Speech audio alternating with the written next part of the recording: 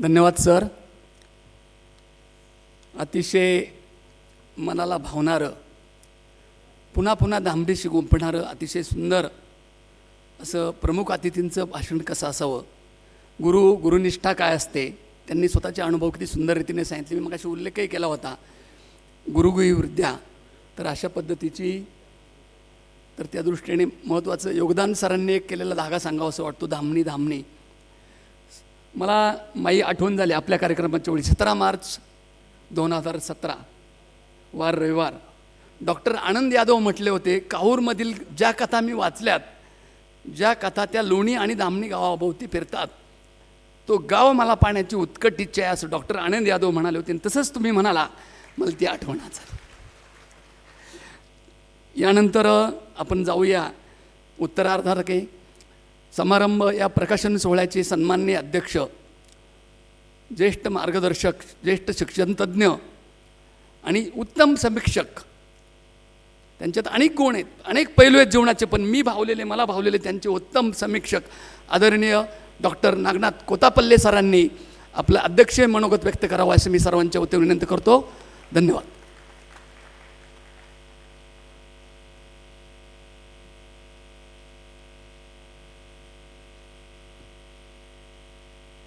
या समारंभामध्ये आपल्या सगळ्यांच्यासाठी उपस्थित असणाऱ्या करणे मॅडम, त्यांचा उल्लेख आत्ता जब्बार पटेल यांनी केलेलाच आहे. या ग्रंथामध्ये सुद्धा अनेक ठिकाणी करणे मॅडम आलेले आहे.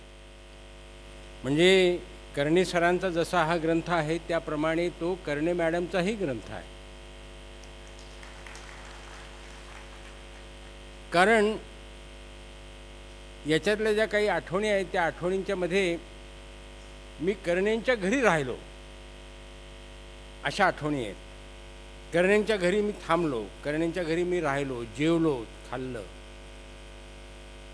खरं म्हणजे घरातली जी बाई असते, जी पत्नी असते, तिचं फार मोठं योगदान असतं त्या व्यक्तीच्या जगण्यामध्ये. तर असतं, पण एकूण समाजामध्येही तिचं फार महत्त्वाचं योगदान असतं. पण आपल्याकडे त्याची नोंद फारशी होत नाही, म्हणजे ते गृहीतच धरलं जातं. पण या ठिकाणी सगळ्या विद्यार्थ्यांनी करणे मॅडमचा उल्लेख केलेला आहे, मला फार महत्त्वाचं वाटतं. म्हणून करणे मॅडम, आमच्या प्रकाशिका सुनीताराजे पवार, जब्बार पटेलजी, प्राचार्य डोके आणि आपण उपस्थित असणारे सर्व ग्रामस्थ, खरं म्हणजे विलक्षण शब्द वापरला जब्बार पटेलांनी. मला सुद्धा सकाळपासून आश्चर्याचे धक्के बसत आहेत. ते असे की 40 वर्षापूर्वी कुणीतरी एक शिक्षक आपल्याला शिकवायला होता, त्याचा ग्रंथ आम्ही तयार करतो आहोत, त्याचं प्रकाशन करतो आहोत, इतके सगळे लोक जमलेले आहेत. एका मास्तरसाठी इतके सगळे लोक जमणं हेच एक आश्चर्य आहे. नाहीतर काळ एवढा बदललेला आहे की कोण मास्तर आणि काय, पण आपण सगळे जमला. दुसरं असं की हे जे धामणी नावाचं गाव आहे, हे तर म्हणाले की बा मला कुठे आहे वगैरे, तर मी मदन आपल्या रत्नपारखीनं आधीच विचारून ठेवलं हे नेमकं कुठे आहे. त्यांनी सांगितलं की ते पाबळच्या जवळ आहे. पाबळ मला माहिती आहे, तिथे मस्तानीची समाधी आणि ते सगळा मस्तानी महाल वगैरे सगळा होता, ते मी पाहिला. खरं म्हणजे मला माहीत असं तर मी लगेच धामणीला जाऊन आलो असतो. हां, आता येऊ. ही जे गाव होतं, हे असं गाव होतं की स्वातंत्र्य मिळालं त्या दिवशी ग्रंथालय स्थापन झालं. अशी गावं फार थोडी आहेत महाराष्ट्रात. अलीकडच्या काळामध्ये आपण अण्णा हजारे आणि पोपटराव पवारांचा गौरव करतो, ती मोठीच माणसं आहेत. स्वतः मी पोपटराव पवारांच्या गावी जाऊन राहिलेलो आहे, पाहिलेलं आहे सगळं काय काय त्या ठिकाणी झालेलं आहे. एक आश्चर्य असं आहे बघा की पोट भरण्यासाठी मुंबईला गेलेले जे अनेक लोक होते त्यांना पोपटरावांनी बोलावून घेतलं. त्या गावामध्ये एक मुस्लिमांचं घर होतं, त्यांच्यासाठी सगळ्या गावाने मिळून मशीद बांधली. ते जे आलेले होते ते दलित आहेत सगळे. त्या दलितांना घरं दिली, त्या दलितांना जगण्याची व्यवस्था केली. तुम्ही जे म्हणालात ना की जात आणि पात अमुक तमुक हे काही ते धामणीमध्ये नव्हतं. ते आपोआप येत नाही, त्याच्यासाठी जरा प्रयत्न करावे लागतात, मन मोठं करावं लागतं. मला असं वाटतं की धामणीच्या त्या काळातल्या लोकांनी हे फार मोठं मन दाखवलेलं आहे आणि त्यांनी एक पाहिलं की स्वातंत्र्य मिळालंय आणि आता आपल्याला स्वराज्य आणायचं आहे, सगळी माणसं सारखी आहेत असं जे वाटणं आहे हे फार महत्त्वाचं आहे. एका अर्थाने नव्या राष्ट्रनिर्मितीच्या ज्या प्रेरणा त्या काळामध्ये होत्या त्या काळामधलं हे धामणी गाव आहे. वाचनालय निर्माण झालं. कर्मवीरांच्याबद्दल आता बोलावं तेवढं थोडं आहे. कर्मवीरांच्यामुळे गावोगावी ही शिक्षणाची गंगा जाऊन पोचली, धामणीसारख्या ठिकाणी जाऊन पोचली आणि ही सगळी मुलं आमचे डोकेसर प्राचार्य झाले मुंबईला. कुठेतरी खेड्यामध्ये एका डोंगराच्या पायथ्याशी असणाऱ्या गावातला एक माणूस हा शिकतो आणि प्राचार्य होतो, कुणी डॉक्टर होतो. वेगवेगळ्या क्षेत्रामध्ये लोक जात आहेत, प्राध्यापक होत आहेत, आणखी वेगवेगळ्या क्षेत्रामध्ये जात आहेत. तर हा एका अर्थाने जो चमत्कार झालेला आहे हा मी याला चमत्कारच म्हणतो. महाराष्ट्रातल्या सबंध ब्युरोक्रसीमध्ये आज जेवढी माणसं आहेत त्याच्यामधले 50% लोक तर रयतमधलेच असणार. म्हणून हा आणि त्या काळामध्ये भाऊराव पाटलांनी असं सांगितलेलं होतं की माझ्या दाढीमध्ये जेवढे केस आहेत तेवढे सगळे मी ग्रॅज्युएट्स निर्माण करीन आणि सगळं महाराष्ट्राचं चित्र बदलून टाकील. हे जे त्यांचं म्हणणं होतं त्यांना लोकांनी प्रतिसादही दिला. एक लक्षात घ्या की जेव्हा एखादा सच्चा माणूस निघतो काम करायला तेव्हा लोक त्याच्याबरोबर जायला तयार होतात. अहो धामणीच्या लोकांनी जागा दिली, वाडे दिले वसतिगृहासाठी आणि फार आश्चर्याची गोष्ट अशी की यात्रेमध्ये जो करमणुकीसाठीचा जो निधी गोळा केलेला असतो तो निधी त्यांनी शाळेच्या इमारतीसाठी वळवला. म्हणजे असं एक विलक्षण उदाहरण या धामणीमध्ये आपल्याला दिसतं आहे. तर हे जे धामणी नावाचं गाव आहे हे गाव ह्या गावामध्ये कर्णे नावाचा एक माणूस आला. तो गावाशी एकरूप झाला शिक्षक म्हणून. आता काय काय केलं कर्णे सरांनी, तर ते गणिताचे शिक्षक होते. हे तर झालंच झालं. आता आमच्या डोके सरांनी फार चांगला लेख लिहिला. मी जरा सगळ्या त्या ग्रंथामध्ये बघत होतो बारकाईनं की गणित ते कसे शिकवायचे. हां, सगळ्यांनी असं म्हटलं की गणित ते फार सोपं करून सांगत असत, लोकांना सांगत असत, विद्यार्थ्यांची भीती घालवत असत. आम्हाला त्यांनी गणित शिकवलं आणि आम्ही परीक्षांच्यामध्ये पास झालो, स्कॉलरशिप परीक्षांच्यामध्ये पास, असं अनेकांनी लिहिलं.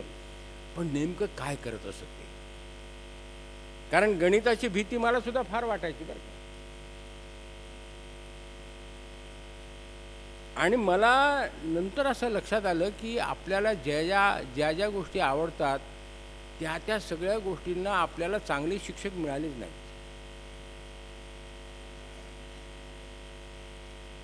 मला पुढे अर्थशास्त्र फार आवडायचं कॉलेजला. त्यांचं नाव ठेवू काही घेत नाही मी, पण ते गृहस्थ काय शिकवायचे त्यांनाही कळायचं नाही.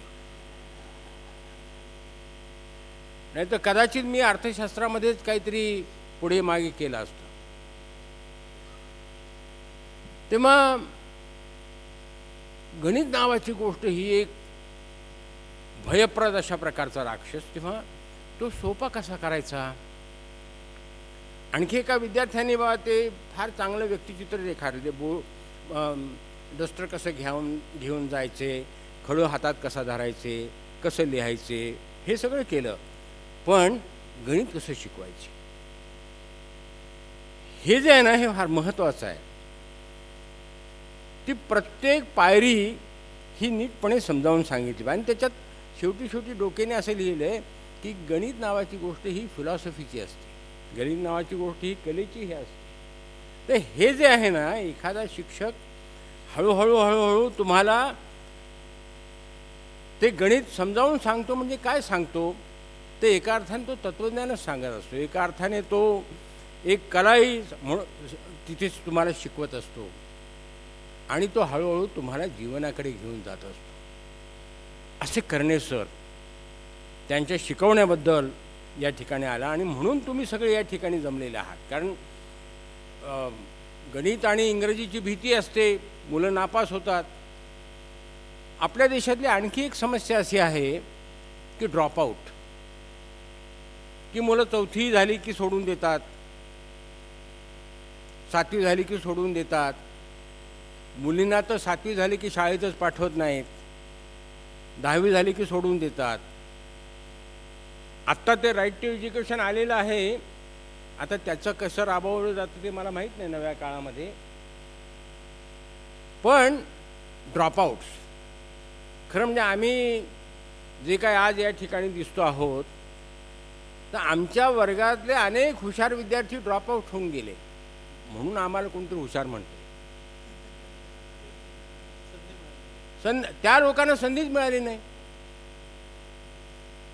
तेव्हा आपल्याला असं दिसतं बघा की हे जे ड्रॉपआउट्स आहेत, तर कर्णे सर काय करत होते, तर त्या ज्या ठिकाणी मुलं शिकायला येत नाहीत त्याच्या पालकांना भेटायचं, त्यांना पालकांना भेटून त्यांच्या गळी उतरवायचं. आणि हे अवघड यासाठी होतं की प्रचंड अशा प्रकारचं दारिद्र्य हे होतं. आणि हे जे दारिद्र्य आहे, हे दारिद्र्य पुन्हा आपल्याकडे त्याच्यामध्ये सुद्धा एक क्रमवारी असते बघा. म्हणजे आपण शेतकऱ्याच्या घरी गेलो तर तिथे एखादं धान्याचं पोतं तरी असेल, पण आपण एखाद्या दलिताच्या घरी गेलो तर तिथे तर फारच वाईट अवस्था असते. अशी क्रमवारी आहे, आर्थिक क्रमवारी आहे. तेव्हा तिथे जायचं, त्या पालकांना सांगायचं की याला मी पुस्तकं देतो, याला वसतिगृहात ठेवून घेतो, तू चिंता करू नको.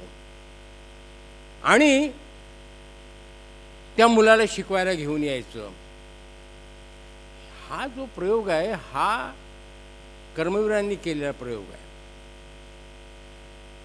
ते जे प्राचार्य पाटील पुढे झाले, पी पाटील, हां, तर त्यांना ते लहान असताना खांद्यावरती घेऊन आले त्याच्या आईवडिलांना सांगून, याला मी शिकवतो. आणि पुढे इंग्लंडला पाठवलं वगैरे, सगळा इतिहास तुम्हाला माहिती आहे. तर लोकांच्या दारात जाणं, त्यांना कन्व्हिन्स करणं. आणि आणखी एक मला फार महत्त्वाची गोष्ट वाटते की विद्यार्थ्याला जात नसते. आत्ता जे जब्बार म्हणाले ना की एका कर्मठ घरामध्ये मी होतो, मी जब्बार आहे आणि ते कर्मठ ब्राह्मण आहेत, कर्नाटकी. तर शिक्षक आणि विद्यार्थी हे एक नातं असं असतं की जे जातीच्या पलीकडे जातं, जे धर्माच्या पलीकडे जातं. आणि असं जे शिक्षक वागतात त्यांचं स्मरण होतं. एरवी लोकांना आपण विसरून जातो. हे जे कर्णे सर आहेत ना, हे कर्णे सर तसे आहेत, त्याच्या पलीकडे जाणारे, कुठे जाती धर्माच्या पलीकडे जाणारे, आणि विद्यार्थी आणि शिक्षक यांचं एक नातं जपणारे अशा प्रकारचे आहेत असं दिसतं आपल्याला. आणखी एक गोष्ट आपल्या लक्षात येते ती अशी की पुष्कळदा मास्तरांच्याकडे ज्ञान भरपूर असतं. म्हणजे माहिती असते, ज्ञान असतं, वेगवेगळे संदर्भ असतात. पण त्याला जर विद्यार्थ्याबद्दल आस्थाच वाटली नाही, हे फार महत्त्वाचं आहे. म्हणजे चांगला शिक्षक कधी होतो, तर समोरच्या विद्यार्थ्याविषयी त्याला आस्था वाटली पाहिजे, त्याला प्रेम वाटलं पाहिजे.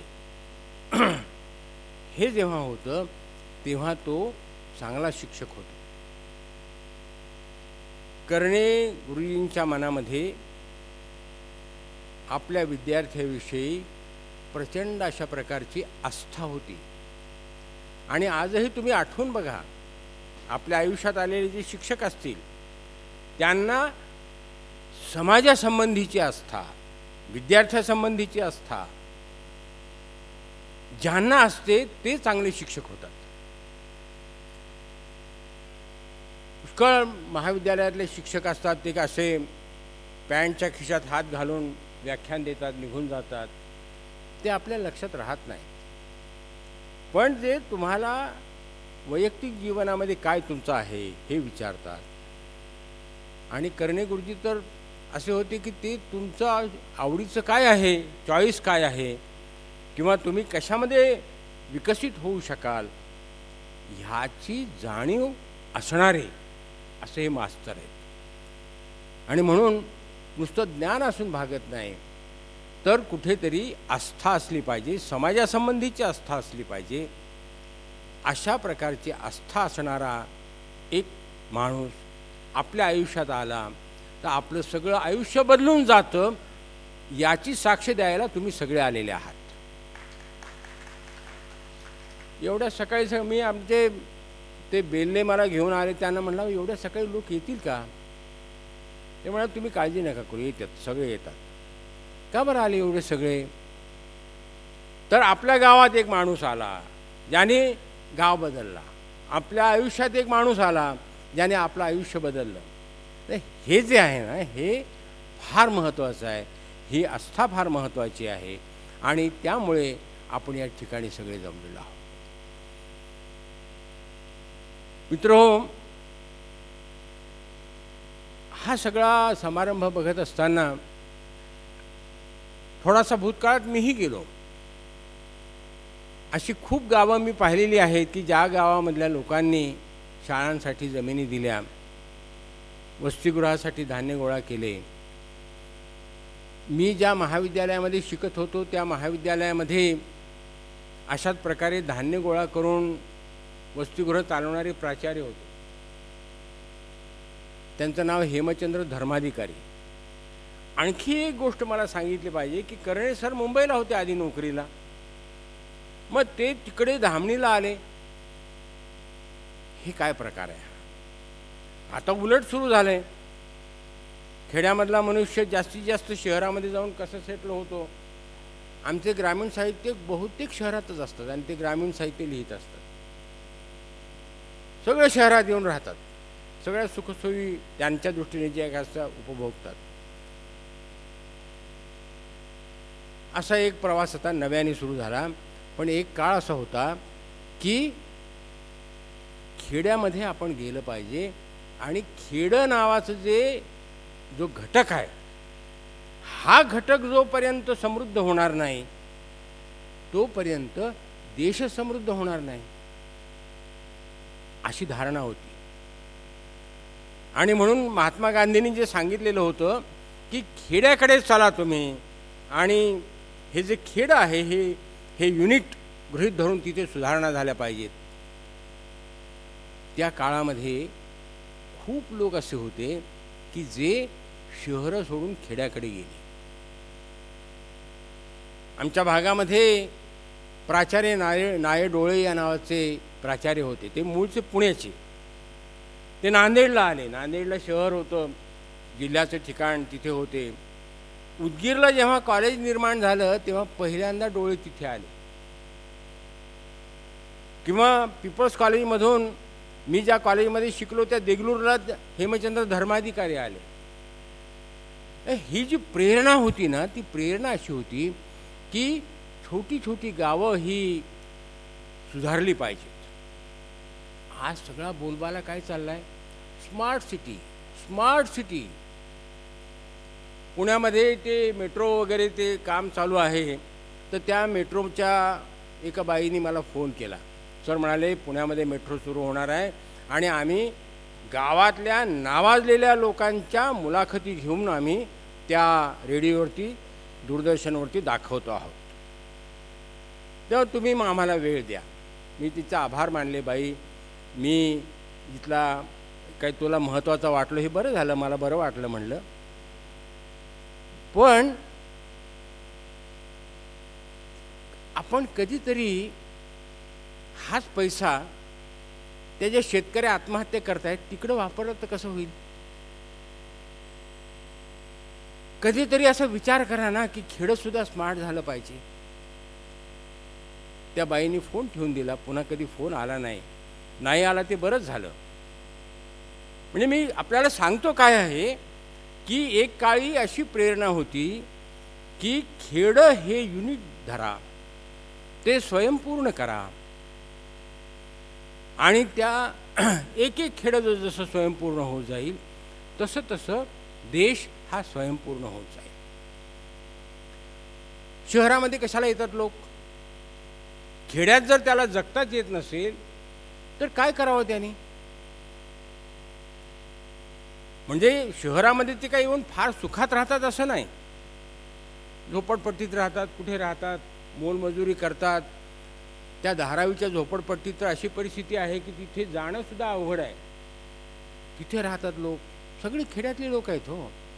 आणि ते फक्त दलित नाहीत, मराठा समाजापासून सर्व समाजाचे लोक तिथे त्या झोपडपट्टीमध्ये असतात. हे आपण लक्षात घ्या. कारण तुम्हाला खेड्यामध्ये जगण्यासाठी काही जर तुम्ही ठेवतच नसाल किंवा खेड्याच्या शोषणावरती जर तुम्ही शहरं उभी करणार असाल आणि खेडी बकाल करणार असाल तर फारसं आपल्या देशाचं भवितव्य हे चांगलं असेल असं मला वाटत नाही. म्हणून धामणीचं महत्त्व हे त्यासाठी आहे की आपल्या गावात पोस्ट पाहिजे, आपल्या गावात वाचनालय पाहिजे, आपल्या गावात शाळा पाहिजे, आपल्या गावात कॉलेज पाहिजे, आपल्या गावात उत्तम शिक्षक पाहिजेत. हे जे होतं ना हे फार महत्त्वाचं होतं. आणि हे सगळं भूतकाळ आठवत असताना मी आज वर्तमानात उभा आहे.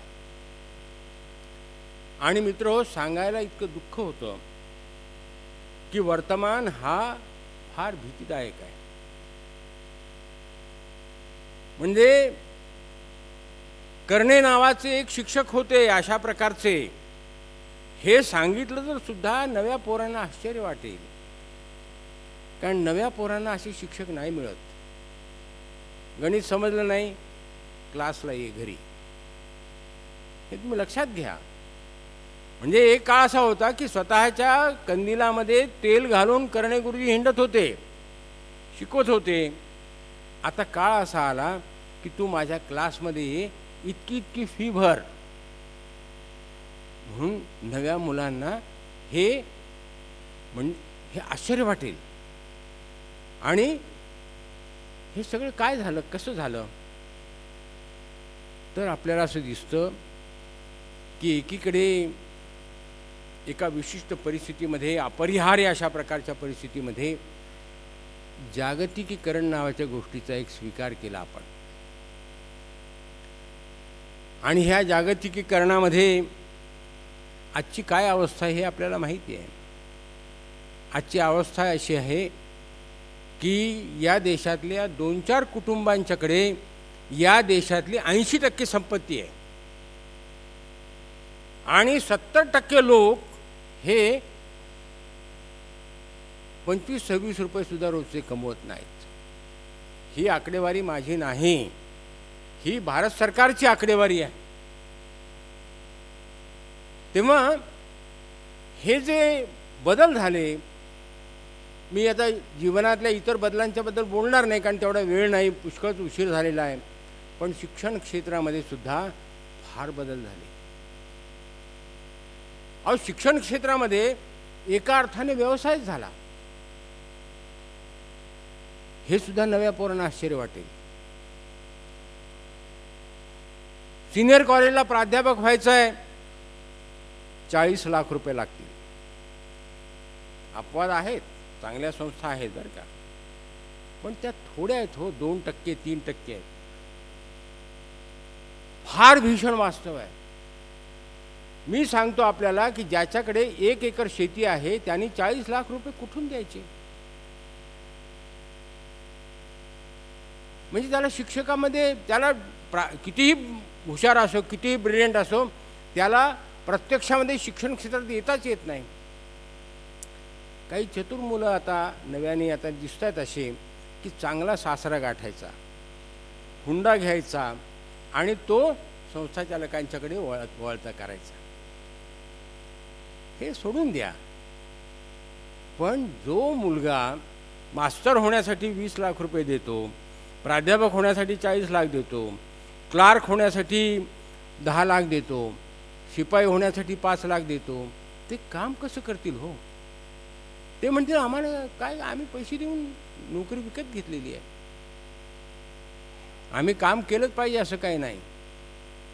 म्हणून मित्र हो, कर्णे सरांचं, त्यांच्या कार्याचं, त्यांच्या शिकवण्याचं आणि त्या काळातल्या धामणीचं, आजही धामणी तसंच असेल अशी माझी खात्री आहे. कारण संस्कार काही एकदम वाया जात नाहीत, पुष्कळ दिवस राहतात ते.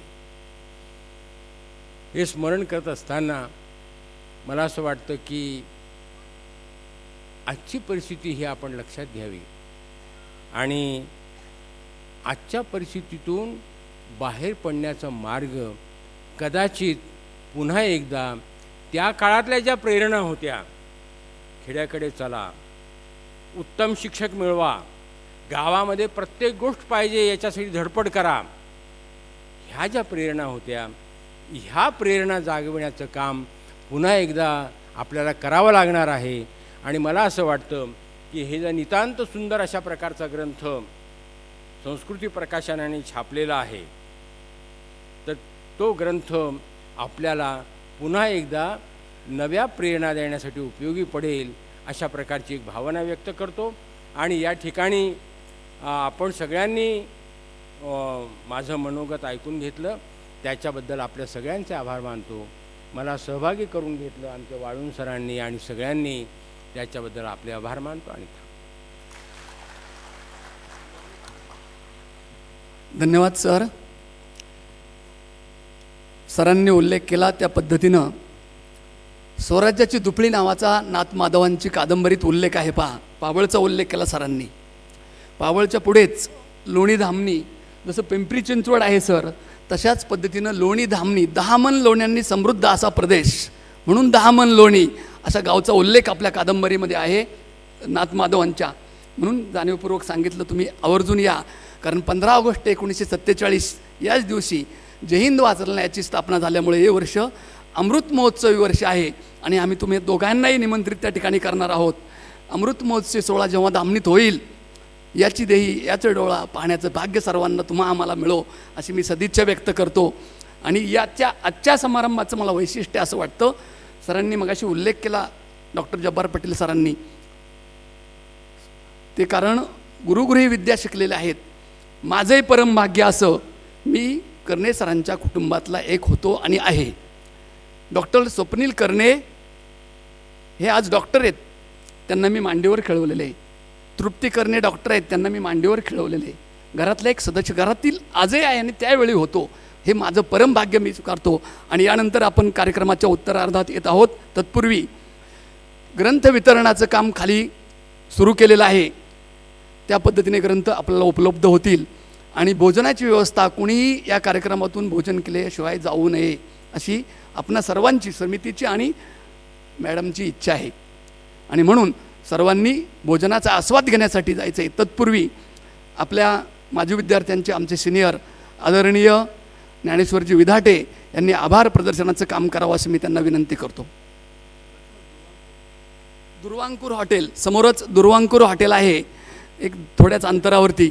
दुर्वांकूरमध्ये इथंच गाड्या वगैरे काढू नका आणि तिथं जाऊन सर्वांनी भोजनाचा, सुरुची अशा भोजनाचा आस्वाद घ्यायचा आहे अशी आग्रहाची विनंती.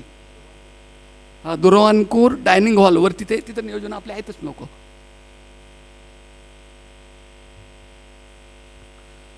नमस्कार. बराचसा वेळ झालेला आहे, त्यामुळे मी जास्त काही वेळ घेणार नाही. शेवटची गोड कामगिरी संयोजकांनी माझ्यावर सोपवली. खरं तर मी शिवाजी विद्यालयातनं पासआउट झाल्यानंतर कर्णे सर दुसऱ्या वर्षी धामणी शाळेत आले, तर त्यांच्याशी शिकण्याचा किंवा त्यांच्याकडून शिक्षण घेण्याचा योग आला नाही. परंतु त्यांचं जे तिथं जे मी त्यांना पाहिलं आणि एक आदर्श व्यक्तिमत्व म्हणून त्यांची ओळख झाली आणि मी त्यांना गुरुस्थानीच मानायला लागलो. त्यांनी आपल्या मुलाला जे आता डॉक्टर स्वप्नील आहे त्यांना इथे ज्ञानप्रबोधिनीमध्ये 4थी नंतर 5वीला प्रवेश घेतला. तेव्हा माझ्या मुलीचंही ज्यावेळेला 4थी नंतर शिक्षणाची वेळ आली तेव्हा मी कुठलाही विचार न करता जे कर्णे सरांनी केलं आहे हे योग्यच आहे हा विचार करून आणि त्यांनी केल्यानंतर त्याप्रमाणेच मी कुठलंही त्यावेळेला मला ज्ञानप्रबोधिनी हे नावसुद्धा माहीत नव्हतं, पण त्या सरांनी केलं ना मग आपण तसंच करू आणि ह्या दृष्टिकोनातून मीही माझ्या मुलीला ज्ञानप्रबोधिनीमध्ये प्रवेश दिला. आज तीही डॉक्टर आहे. डॉक्टर स्वप्नील आणि माझी मुलगी डॉक्टर शीतल ही दोघेही मंगेशकर हॉस्पिटलमध्ये आताही कार्यरत आहेत आणि डॉक्टर स्वप्नील अनेक ठिकाणी काम करत आहेत. खरोखर त्या होण्यामागे ह्या सरांचाच मला खूप एक मार्गदर्शक म्हणून त्यांचा लाभ झाला एवढंच ह्या ठिकाणी मी नमूद करतो आणि जे आभार प्रदर्शनाचं जे काम आहे त्याकडे वळतो. मूल्य आपल्या उपस्थितीचे आम्ही मनापासून जाणतो. मूल्य आपल्या उपस्थितीचे आम्ही मनापासून जाणतो म्हणूनच आम्ही आपले मनापासून आभार मानतो. या आगळ्या वेगळ्या आणि हा विलक्षण समारंभासाठी आलेले प्रमुख पाहुणे डॉक्टर जब्बारजी पटेल ज्यांनी चित्रपटसृष्टीला मराठी चित्रपटसृष्टीला एका शिखरावरती पोचवलं असे ज्येष्ठ दिग्दर्शक जब्बारजी पटेल यांनी आपल्या वेळेत वेळ काढून या कार्यक्रमाला उपस्थिती दिली. त्याचप्रमाणे डॉक्टर रामनाथ कृत्तापल्ले ज्येष्ठ साहित्यिक आणि शिक्षणतज्ज्ञ यांनीही आमची विनंती मान्य करून या कार्यक्रमाला शोभा वाढवली आणि मार्गदर्शन केलं. विशेष निमंत्रित ज्यांनी ऑनलाईन शुभेच्छा म्हणजे व्हिडिओ कॉन्फरन्सच्या थ्रू शुभेच्छा दिल्या पण वेळेअभावी आपण त्या दाखवल्या नाहीत. या नंतर यूट्यूबवरती या सर्वांना मिळतील पाहायला. असे जे विशेष निमंत्रित म्हणून होते ते माननीय रमेश पानसे बालशिक्षणतज्ज्ञ आणि ग्राम मंगल संस्थापक, त्याचप्रमाणे ग्लोबल टीचर माननीय रणजित सिंह देसले सर या दोघांनीही व्हिडिओ आम्हाला पाठवलेले आहेत, शुभेच्छा दिलेल्या आहेत त्या कार्यक्रमासाठी. त्याही आपण सर्वांना नंतर यूट्यूबवरती पाहायला मिळतील. त्या दोघांचेही आणि या सर्व मान्यवरांची मी समितीच्या वतीनं आभार व्यक्त करतो. त्याचप्रमाणे माननीय मीनाक्षी कर्णे मॅडम त्यांचा सर्व परिवार आपल्या बिजी शेड्यूलमधनं सर्व त्यांची मुलं बाहेरगावावरनं पण आज या आमच्या विनंतीला मान्यता देऊन हजर झाले आहेत. त्यांचे बरेचसे नातेवाईक लोक आलेले आहेत. या सर्वांचंही मी समितीच्या वतीनं आभार व्यक्त करतो. संस्कृती प्रकाशनच्या सुनीताराजे पवार, मुद्रक श्री संजय सोनावणे यांनी सगळं काम अत्यंत उत्कृष्ट आणि वेळेवर पूर्ण केलं आणि ह्याही कार्यक्रमामध्ये त्यांनी आपल्याला त्यांचे जे काही अनुभव आहेत हे सगळे सांगितले. त्यांचंही मी या लक्ष आभार मानतो. धामणीचे ग्रामस्थ, ज्येष्ठ माजी विद्यार्थी, त्यामध्ये पंचायत समितीचे सदस्य रवींद्र कलंकर आहेत, सरपंच आहेत सागर जाधव, अण्णासाहेब पाटील आहेत, अशी बरीचशी सगळी नामवंत मंडळी आहेत ह्या धामणीच्या शाळेतनं. आणि जसं की रयत शिक्षण संस्थेचं बोधचिन्हच वटवृक्ष आहे, त्याचा पायाच खूप खोल असतो आणि त्याचा विस्तार तेवढाच मोठा होतो. या ठिकाणी शिकलेले सर्व विद्यार्थी आज इतक्या उच्च पदावरती कामं करत आहेत की काही डॉक्टर्स नव्हे तर काही उपजिल्हाधिकारी आहेत, कुणी इन्कम टॅक्समध्ये आहेत, सेल टॅक्समध्ये आहेत. ही सगळे लोक आज इथे विद्यार्थी म्हणून आणि ह्या कार्यक्रमासाठी आपल्या गुरुवरचं प्रेम आणि गुरुदक्षिणा देण्याच्या दृष्टिकोन या ठिकाणी हजर झालेत. या सर्वांचंही मी समितीच्या वतीनं पुनश्च एकदा, आपण इथं सर्वजण वेळेत वेळ काढून आलात, हे सर्व लोकांचं, साधना विद्यालयातले शिक्षक वर्ग, धामणीतले कर्णे सरांबरोबरचे सहकारी, सूर्यवंशी सरांनी बऱ्याच लोकांची मला नावं माहीत नाहीत, पण जे काही त्यावेळेचे त्यांची सहकारी आहेत आजही जे ज्या ठिकाणी असूनही ते इथं या कार्यक्रमासाठी त्यांनी उपस्थिती दाखवली. या सर्व शिक्षक वर्गांचं, या ग्रंथनिर्मितीमध्ये ज्यांनी आपले लेख लिहिले, वेगवेगळ्या कल्पना त्या दृष्टिकोनाने सूचना दिल्या आणि त्याप्रमाणे हा ग्रंथ एक उत्कृष्ट ग्रंथ तयार झाला. तर त्या सर्व लेखक ज्यांनी ज्यांनी लेख दिले त्या सर्वांचं ह्या निमित्ताने मी आभार व्यक्त करतो. सर्व पत्रकार बंधू भगिनी जे काही या ठिकाणी हजर आहेत आणि या कार्यक्रमाला ज्यांनी शुभेच्छा दिल्या ते सर्वांचं, केशवाय नमः स्मृतिग्रंथ समितीचे सर्व सदस्य, विशेष करून मला या ठिकाणी परत नमूद करावं असं वाटतं की यासाठी ज्यांनी खूप कष्ट घेतले असे मदन रत्नबाकी, मोहन वामने, हे डॉक्टर डोके सर यांच्या डोक्यातनी खरोखर कल्पना सुरुवातीला आली आणि हा त्यानंतर ग्रंथ निर्माण झाला. ते डॉक्टर डोके सर, वाळून सरांनी खूप चांगलं सूत्रसंचालन केलं. त्या सर्वांचंही मी सर्व धामणीकरांच्या वतीनं आभार व्यक्त करतो. आत्ताच सरांनी सांगितल्याप्रमाणे की 1947ला 15 ऑगस्टला जेव्हा देश स्वतंत्र झाला त्याच वेळेला जय हिंद वाचनाची स्थापना झाली. त्याचा अमृत महोत्सवी वर्ष हे साजरं होत आहे. या अमृत महोत्सवी वर्षाच्या निमित्ताने जो काही कार्यक्रम आयोजित केला जाईल त्या कार्यक्रमाला आपण सर्व माजी विद्यार्थ्यांनी तसेच व्यासपीठावरती सर्वांना मी विनंती करेल की आपणही आम्ही धामणेकरांच्या वतीने तुम्हाला आत्ताच आमंत्रित करतो आणि त्याही कार्यक्रमाला आपण असंच येऊन शोभा वाढवावी. भोजनाची व्यवस्था सरांनी सांगितल्याप्रमाणे इथून एक 200 मीटरवरती दुर्वांकुर डायनिंग हॉल आहे. कारण काय की अजूनही कोरोनाच्या नियमामुळं नाट्यगृहामध्ये आपल्याला खाण्याची व्यवस्था करता येत नाही, म्हणून दुर्वांकुर हॉलमध्ये व्यवस्था आहे. कोणीही भोजन केल्याशिवाय जाऊ नये असं मी करणे परिवार आणि ग्रंथ समितीच्या वतीनं सर्वांना विनंती करतो. धन्यवाद. थँक्यू.